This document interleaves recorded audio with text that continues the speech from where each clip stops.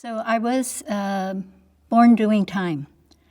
My parents were removed from their home in San Francisco, Japantown, shortly after the bombing of Pearl Harbor, and they were forcibly removed from their home and taken to the Tanforan racetrack, which is outside of San Francisco, and held there temporarily until they were removed to Topaz, Utah.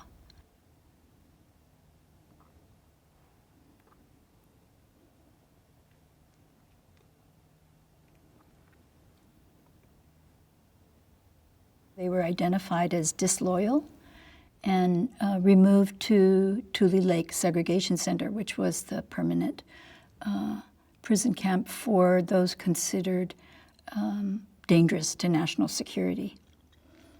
And that's where I was born. I was born in Vietnam, 1967. I left Vietnam 1979 when I was 12 years old. The family I come from, my father always abused, beat me up. I was beat up 5 years old until 12 years old. So a lot of physical abuse, a lot of verbal abuse.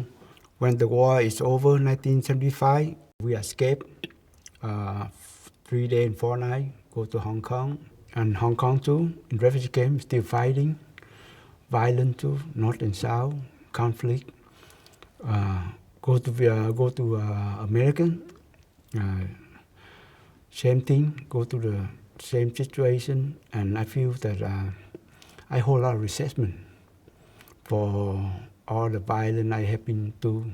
After almost 1 year, we got sponsored, come to the United States, so I remember come to 1981. I was probably about 2 months old when we were in the Tule Lake Segregation Center as a family, and my father was arrested there. He was charged with sedition and put in the prison inside of the prison. There was a jail there at Tule Lake. I learned that while my father was in the jail at Tule Lake, he was badly beaten along with other men who were being rounded up to be sent to Bismarck, North Dakota, beaten with bats. And when I did some research and was able to uncover his mugshot, I saw that he had the cuts and bruises on his face, that he had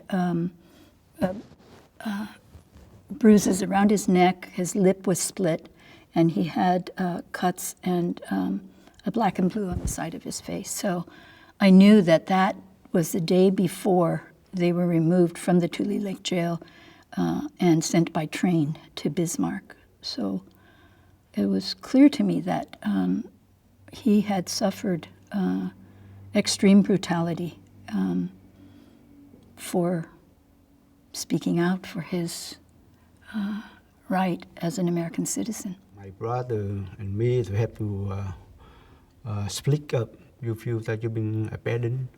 I feel that I've been like people look down at me. I don't know where, and I live with those friends, those people like me, and we start with a new family, new friendship. And we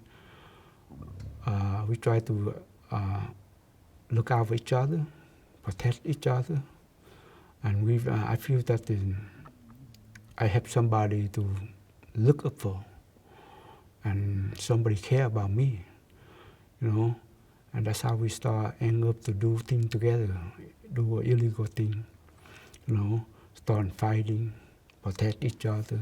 One day we start fighting with different gangs, and I end up with killings, and I have doing life, 34 to life.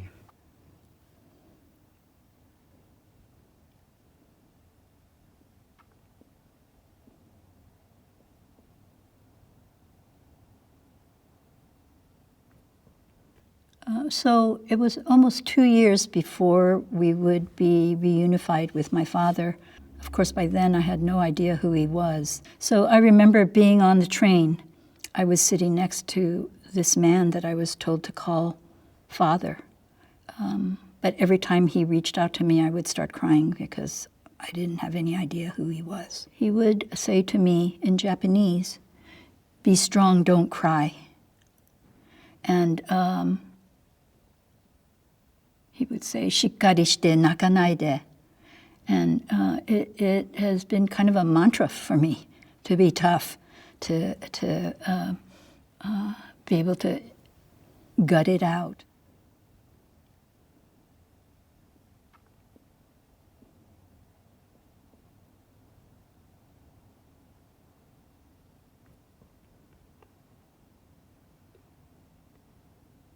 The pro grant me the parole day. And the last day I go is October 16.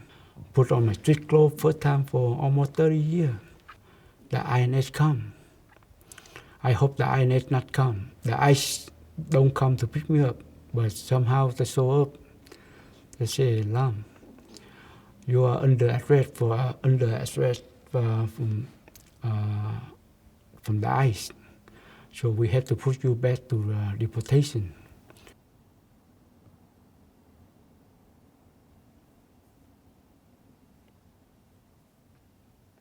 You had served your time for the crime committed as a youth, and the day that you were going to be free, instead of being freed, you were picked up by immigration. To be incarcerated after you've already served your time is a cruel and brutal form of double punishment, and something that many people are being victimized by right now. Recently, there's been an uptick in the number of Southeast Asians that have been picked up, held in ICE detention, and then deported.